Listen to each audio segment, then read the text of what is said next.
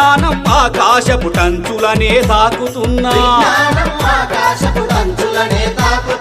అంధకార పాతాళానికెందుకు దిగజారుడన్నా ఆధునికత అంటే మూగ జీవుల బలి చేయడమా ఆధునికత అంటే మూగ జీవుల బలి చేయడమా ఆటవికపు అలవాట్లను కొనసాగిస్తుండడమా